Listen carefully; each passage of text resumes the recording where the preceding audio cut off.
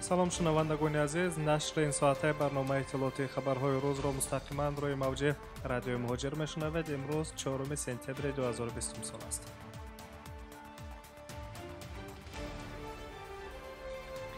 интихоботи президентӣ дар ҷумҳурии тоҷикистон 11 октябри соли 2020 баргузор мегардад. интихобот тибқи қонунгузорӣ бо роҳи овоздиҳии пинҳонӣ дар асоси арзишҳои давлати демократӣ, ҳуқуқбунёд, дунявӣ ва ягона сурат мегирад. то имрӯз ба ҷуз аз ҳизби коммунистии тоҷикистон боқӣ 6 ҳизби дар кишвар амалкунанда бо баргузории анҷуман ва шӯроҳои сиёсии худ омодагӣ барои ширкат дар интихоботи президентиро изҳор доштаанд. аллакай 5 ҳизб номзадҳои худро барои ширкат дар интихоботи президентӣ пешбарӣ карданд.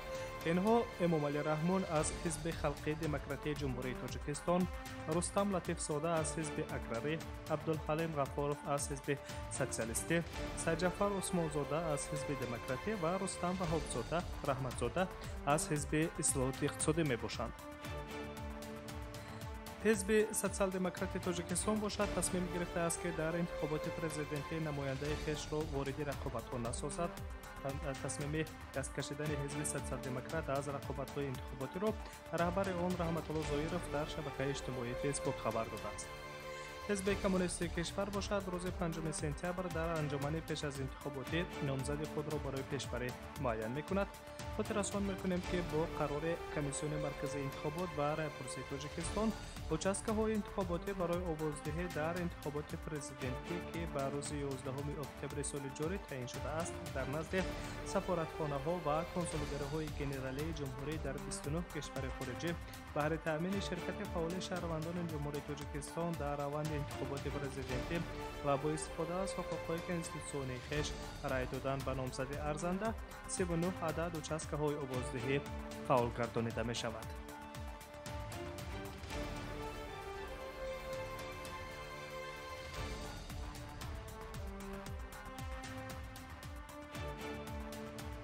домаи хабарҳо. донишҷӯёни тоҷике ки дар донишгоҳҳои русия сабти ном шудаанд ба далели набуди парвози доимӣ байни ду кишвар натавонистанд аз тоҷикистон барои таҳсил ба русия парвоз кунанд. гузориш медиҳад риа новости бо истинод ба хадамоти матбуоти сафорати русия дар душанбе. бо вуҷуди ин девони вазирони федератсияи русия дар масъалаи васеъ кардани рӯйхати шаҳрвандони хориҷӣ ки ҳаққи вуруд доранд ба русияро кор мебаранд ва дар ин масъала қарори дахлдор қабул карда хоҳад шуд. қайд карда мешавад дар хабар. мутаассифона дар ҳоли ҳозир донишҷӯёни тоҷике ки дар ба донишгоҳҳои русия дохил шудаанд бинобар набудани парвозҳо байни кишварҳои мо натавонистанд аз тоҷикистон ба русия парвоз кунанд.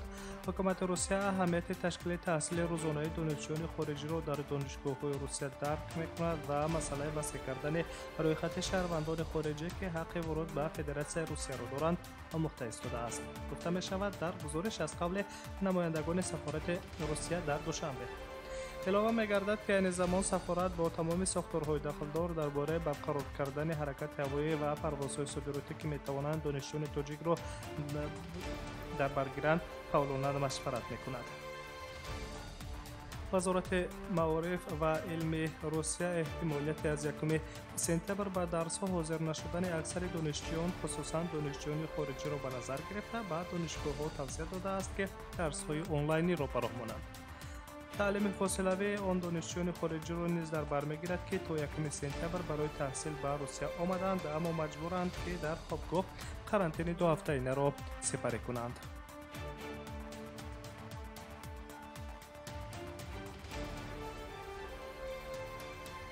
шумо тафсили хабарҳои ин соатаи тоҷикистон ва ҷаҳонро мустақиман рӯи мавҷи радиои муҳоҷир мешунавед. ширкати ҳавопаймоии Somon Air тасмим гирифтааст ки рӯзи 9 сентябри соли 2020 бо хатсайри душанбе деҳлӣ парвози махсус анҷом диҳад. шаҳрвандони ҷумҳурии тоҷикистон ки мехоҳанд бо хатсайри душанбе деҳлӣ парвоз кунанд бояд раводиди тиббии сафорати ҳиндустон дар ҷумҳурии тоҷикистонро аз моҳи марти соли 2020 дошта бошанд. инчунин шаҳодатномаи набудани гирифторӣ ба COVID-19ро низ ки на пештар аз 96 соат дода шудааст. гуфта мешавад дар паёми ширкати ҳавонавардӣ. инчунин онҳое ки мехоҳанд ба ҳиндустон парвоз кунанд бояд на дертар аз 72 соат пеш аз парвоз шакли веб-декларатсияро дар сомонаи cw.newdelhiairport.india пур кунанд. شرکت هواپیمایی خبردار می‌کند که طبق طلبات سانیتری و اپیدمیولوژی همه مسافران باید نقاب و دستپوش طبی داشته باشند. مسافرانی که حرارت بلند دارند یا علامت‌های بیماری دارند به کابینه هواپیما راه داده نمی‌شود. گفته می‌شود در خبر شرکت هواپیمایی.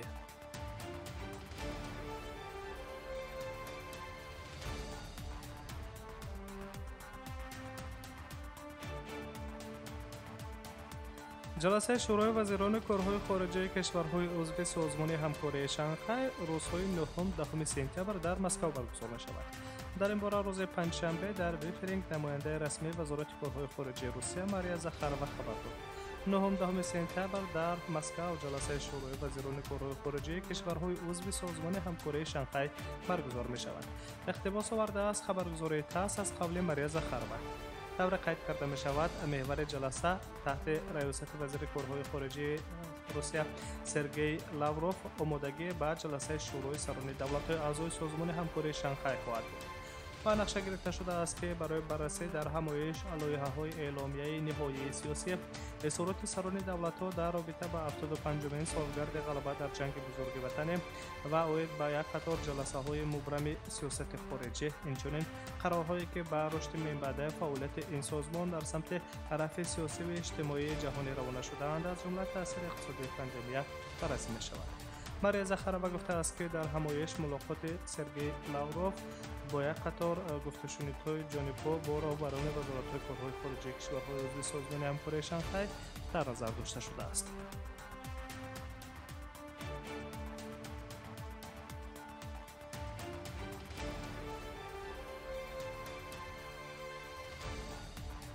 شما خبرهای این ساعت تاجیکستان و جهان را مستقیما میشنوید.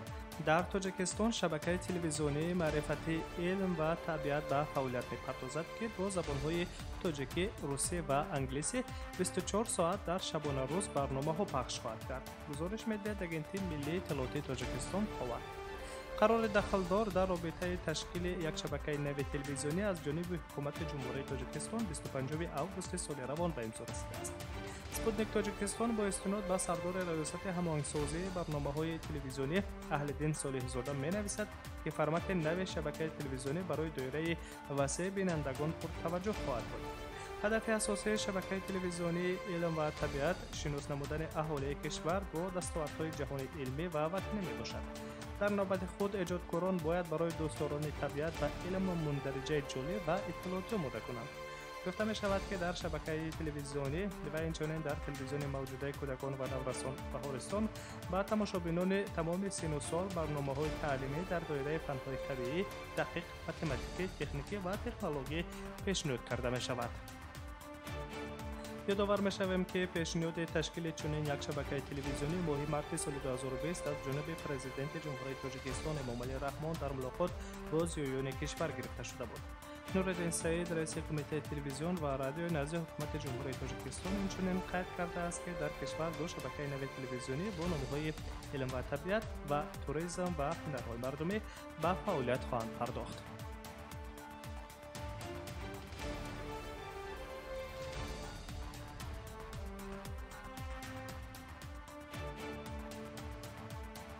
تحولات این ساعته تاجیکستان و جهان را مستقیما ادامه می‌دهیم. جلسه کمیسیون بین حکومت مولداوا و روسیه ماه اکتبر برگزار می شود. در دایره جلسه قرارداد کفالت‌های اجتماعی به امضا می‌رسد، گفته است پرزیدنت مولداوا ایگور دودون.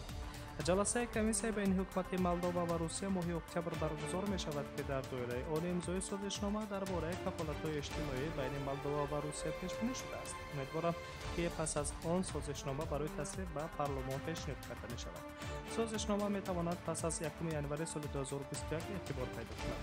علاوه داشته است که گفتم روز پنجشنبه 3 سپتامبر دیوان وزیران مولداوا با لایحه قانون درباره سازشنامه مولداوا و فدراسیون روسیه در ساحه امنیت اجتماعی بهایی مثبت داد. حجت ترتیب همکاری بین مقامات را با مقصد به راه ماندن حقوق گرفتن کمک پولی سقوط اجتماعی برای مهاجران کاری را به تنظیم می‌دهد. سازشنامه پیش بینی می‌کند که شخصانی که در مولداوا و روسیه زیاده از 15 سال کار کرده‌اند و پرداخت‌های سقوط اجتماعی را پرداخت کرده‌اند می‌توانند به نفقه هر دو کشور امید بندند. هم مولداوا و هم روسیه نفقه را تنها برای دوره سقوطی پرداخت میکنند که در قلمرو آن تطبیق شده است.